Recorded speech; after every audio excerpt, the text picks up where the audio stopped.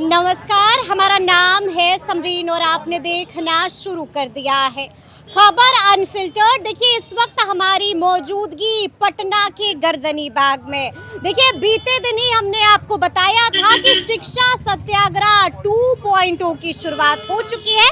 तो सबसे पहले आप बिना देरी के गर्दनी बाग का माहौल देखिए। आप देखिए कि यहाँ पर क्या कुछ हो रहा है। छात्र नेता भी पहुँच चुके हैं, अभ्यर्थी भी पहुँच चुके हैं और देखिए हाथों में बैनर भी है। साफ साफ लिखा हुआ है कि हमारे भविष्य को बर्बाद करना बंद करो, बंद करो। देखिए, इस बैनर को भी देखिए, शिक्षा सत्याग्रह 2.0 स्थल गर्दनी बाग। बिहार की सभी भर्ती प्रक्रियाओं में संविदा कर्मियों को दिए जाने वाले वेटेज को पूर्णतः समाप्त किया जाए। देखिए, TRE 4 का यहाँ पर जिक्र है।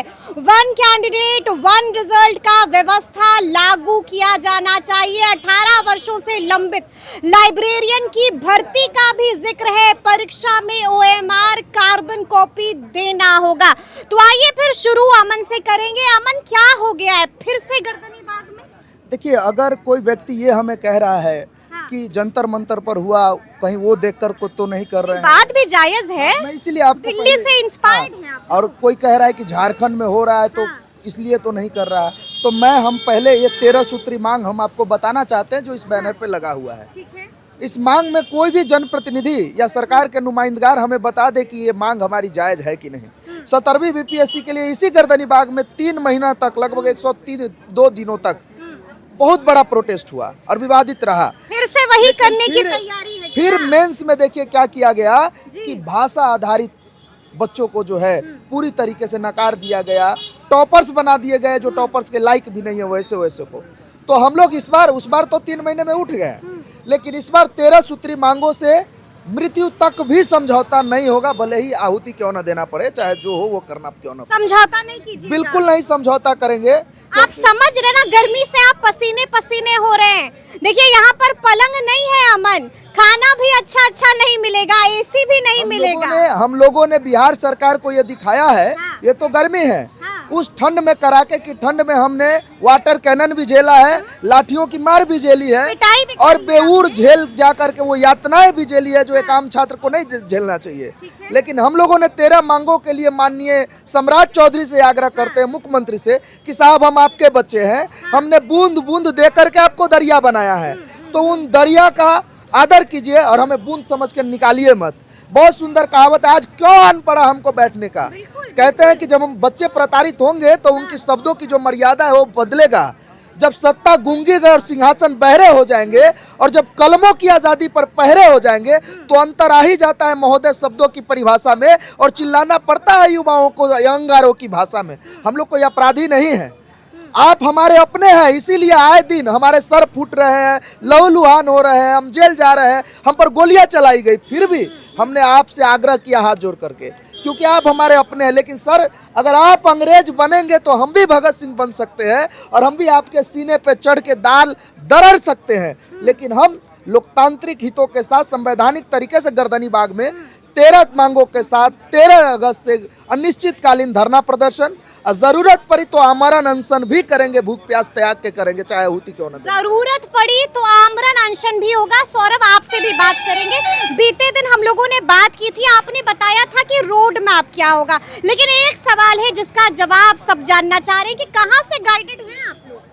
किसने गाइड किया है? हम लोग, किसने कहा है कि ऐसा कीजिए? हम लोगों को छात्र अभ्यर्थी ने गाइड किया है, युवा नौजवान बेरोजगारों ने गाइड किया है, हम लोगों को हमारे शिक्षकों ने गाइड किया है कि जो लड़ाई है, कहीं भी ऐसा है कि अन्याय, पॉलिटिकल पार्टी से गाइडेड तो नहीं किसी भी पॉलिटिकल पार्टी से गाइड नहीं है। पॉलिटिकल पार्टी जो कभी कुछ बोलती है, कभी कुछ बोलती है, जो सत्ता में रहती है वो कहती है विरोधी दल करवा रहे हैं।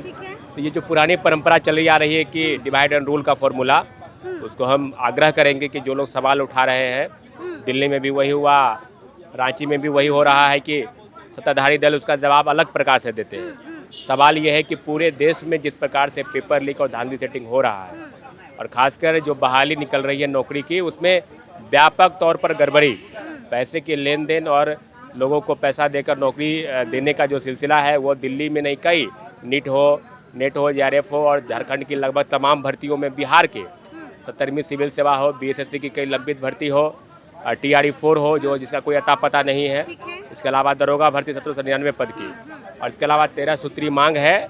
तो हम लोग गर्दनी बाग इसलिए आए हैं क्योंकि हम लोग शौक नहीं है कि गर्दनी बाग आए। एक नाले के किनारे बैठना जो सरकार द्वारा चिन्हित स्थल है, ऐसा नहीं कि कोई टूरिस्ट का पैलेस है, लेकिन मजबूर है, निराश हैं इसलिए क्योंकि सरकार मजबूर होते तो बार बार शिक्षा मंत्री से मिलते, मजबूर होते तो प्रयास करते कि बात वहीं पर खत्म हो जाए, मसाइल का हल वहीं हो जाए, यहाँ आना नहीं पड़ता। शिक्षा मंत्री और शिक्षा विभाग को सब पता है कि चौथे चरण की बहाली पर सरकार ने अभी तक कोई ठोस फैसला नहीं किया है।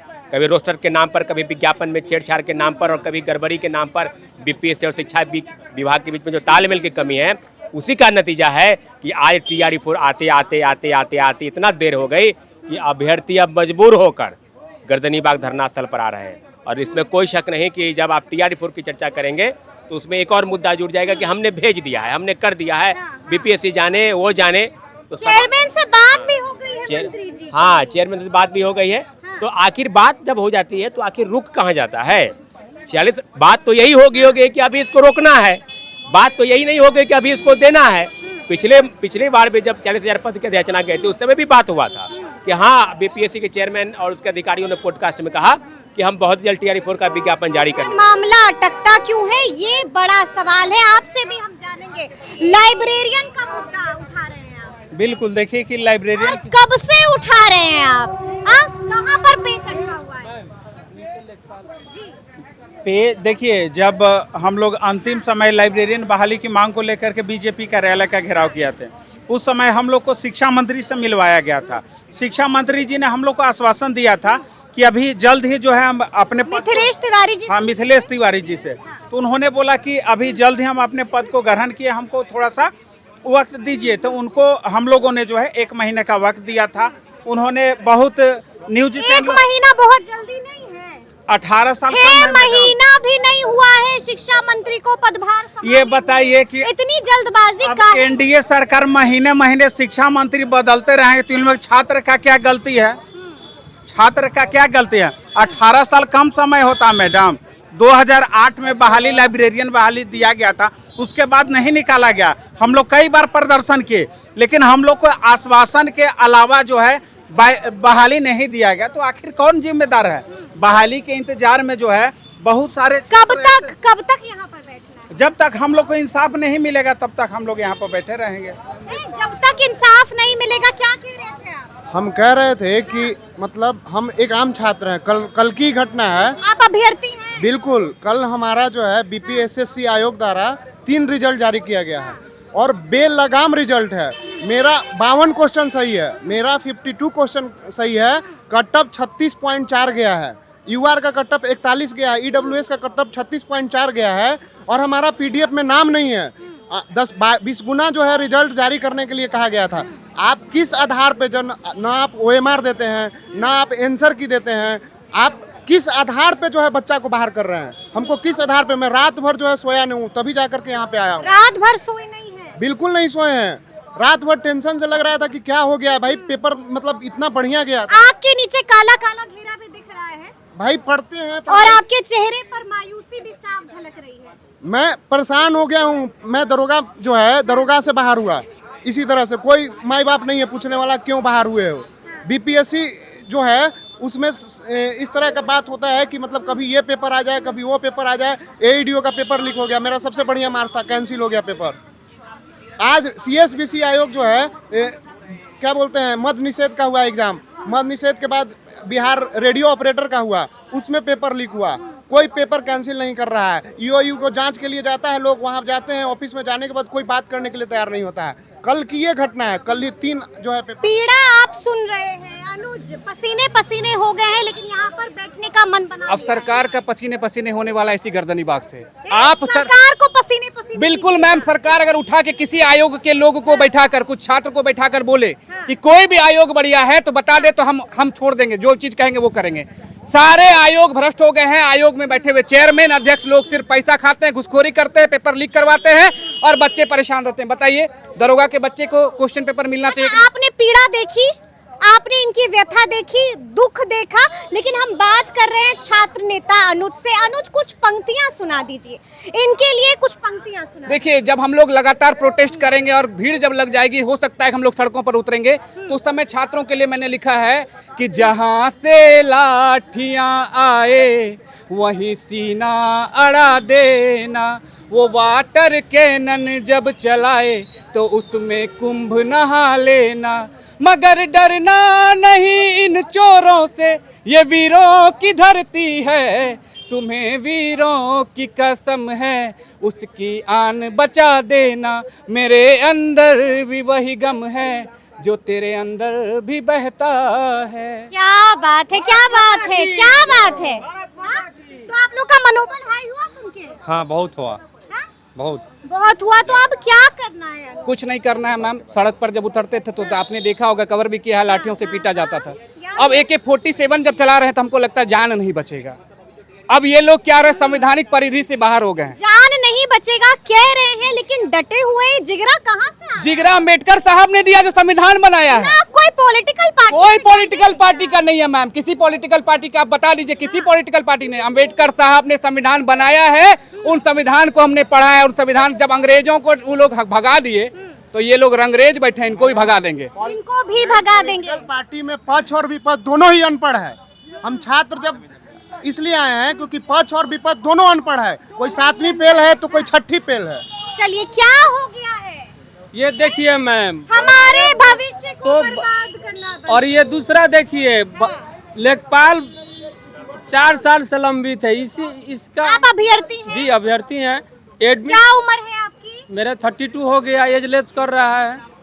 परेशान है? जी, 4 साल से लंबित है। शादी हो गई है? जी नहीं, शादी नहीं हुई है, यानी कि इसका भी दर्द है, शादी नहीं हुई है और इस तरह से सड़कों पर आकर बैठना जी पड़ जी रहा है। बिल्कुल बिल्कुल। कोई लड़की देगा आपको? कोई नहीं देगा। काहे नहीं देगा? काहे, जब हम उसको खाना नहीं इतने बढ़िया आदमी है आप, लड़की काहे नहीं मिलेगी? जब मेरे पास उसको खिलाने के लिए खाना नहीं रहेगा तो हम कहाँ, कोई लड़की कैसे दे देगा हमको? नहीं देगा, बिल्कुल नहीं देगा। इसीलिए शादी नहीं हुई जी है अब बिल्कुल तक। नहीं। तो पीड़ा है? बिल्कुल पीड़ा है। पीड़ा किसको नहीं होता है? शादी नहीं हुई है, पीड़ा है। इनकी आंखें देखिए, नम हो रही है। जी बिल्कुल। ये गर्लफ्रेंड थी कभी? जी बिल्कुल नहीं। सारा पढ़ाई में उम्र गुजार दिए कि लेखपाल बनना है पंचायती राज में, लेकिन 4 साल से एडमिट कार्ड दे के कैंसिल कर दिया गया। आगे कुछ इसका नोटिस सरकार से क्या कहिए? सरकार से, उधर देख के बोलो। सरकार से और माननीय पंचायती राज मंत्री दीपक प्रकाश जी से नम्र निवेदन करते हैं कि लेखपाल की जो भर्ती आपने रोक के रखी है उसको जल्द से जल्द पूरा की जाए, पूरा किया जाए, ताकि जल्द से जल्द शादी हो सके। शादी हो सके। बिल्कुल जी। जी बिल्कुल। मैं भी पंचायती राज विभाग के अंतर्गत लेखापाल अभ्यर्थी हूँ। पिछले 4 साल से हम लोग बहुत परेशान हैं मंत्री जी विभाग के चक्कर में। परेशानी आपके मुंह पर दिख रही है। जी बिल्कुल, हम लोग 4 साल से बहुत परेशान हैं, लेकिन हम लोग का कोई सरकार नहीं सुन रही है। लगता है कि यहाँ पर बैठने से सरकार सुनेगी। बिल्कुल बिल्कुल, यही एक मंच मिला है भैया लोग के थ्रू, जिसमें सामूहिक जो है सभी लोग हड़ताल कर रहे हैं, उसमें हम लोग भी जो है सहयोग कर रहे हैं। यही एक मंच मिला है। मैडम, हम लोग लेखापाल अभ्यर्थी 2023 से ही फॉर्म आया, लेकिन अभी तो कई बार हम लोग पंचायती राज मंत्री से मिले, लेकिन आज तक ना उनके सचिव जवाब दिए, ना मंत्री जी दिए। 3 साल से निलंबित है अभी तक। मतलब कितने बार फॉर्म में सबसे ज़्यादा अगर कोई 2023, 24, 25 में सुर्खी में था तो ये लेखपाल था। ग्राम कचहरी, न्याय मित्र, टीए, टेक्निकल असिस्टेंट, सबका इंजीनियर तक का यानी कि थक हार कर यहाँ पर बैठने आए हैं। हम आपसे आएंगे, आपसे भी बात करेंगे। आप भी यहाँ पर पहुँच गई हैं। देखिए, मैं तो छात्र नेता पहले से ही रह चुकी हूँ। मैं स्टूडेंट भी हूँ, मेरा लास्ट एज है, BSSC है, ADO है और मैं बेड का भी मांग कर रही हूँ। खूब लाठी भी खाई है आप? लाठी भी खाई गई, थाना पर भी गई, बहुत सारा, मतलब कुछ भी नहीं बचा। क्या रात यहीं गुजरेगी? बिल्कुल, क्योंकि मैं ऐसे स्तर से उठ कर आई हूँ कि आप लोग तो जानते हैं मेरे घर पे कोई नहीं है, न माता है न पिता है। काम करके मतलब पढ़ाई करते हैं। अभी हमको काम से भी निकाल दिया गया है। काम से भी निकाल दिया? बिल्कुल। क्यों निकाल दिया गया? निकाल दिया गया है कि यहाँ का जो मूवमेंट हो गया है ना, अब कुछ आदमी RJD हो गए हैं, कुछ BJP हो गए हैं, कुछ JDU हो गए हैं, तो कोई जन सुराज हो गए हैं। लेकिन मैं तो स्टूडेंट ही हूँ, एक समाज सेवी हूँ। आज मेरी कोर्ट में भी पेशी थी। मैं TRE 4 का स्टूडेंट नहीं हूँ, फिर भी मेरे पर नोटिस आया था, तो आज मेरी कोर्ट में फिर पेशी थी। लगातार मैं 2 महीना से कोर्ट दौड़ रही हूँ। हमारे फिर भी यहाँ पर आ गई है। बिल्कुल। आज मैं एक चीज कहना चाह रही हूँ कि हमारी मांग सिस्टम के खिलाफ है। सिस्टम के खिलाफ चाहती क्या है स्पष्ट बताइए। मैं चाह रही हूँ यही कि हमारी जो भी सरकार वैकेंसी निकाल रही है उसको टाइम पीरियड के अंतर्गत 9 मंथ के अंतर्गत सारी बहाली की प्रक्रिया को पूरी कर ले, चाहे वो जितनी भी वैकेंसी आए। जैसे मान लीजिए कि बीएसएससी वैकेंसी इंटर लेवल आपको 8000 वैकेंसी आई थी। 8000 वैकेंसी आई थी तो उसमें क्या है कि 2023 में 8000 वैकेंसी की बहाली हो जानी चाहिए थी। फिर उसको आप 8000 और 2024 में निकाल लेते, एग्जाम ले लेते 8000, फिर 2026। यानी कि लड़ाई सिस्टम के खिलाफ है। बिल्कुल हमारी, क्योंकि यहाँ जितने भी बैठे हुए बच्चे हैं सारे लंबित एग्जाम वाले ही हैं। चलिए एक बार फिर से हम आपको तस्वीरें दिखाएंगे। आप देखिए कि ये माहौल है और ये तस्वीरें हैं पटना के गर्दनी बाग की।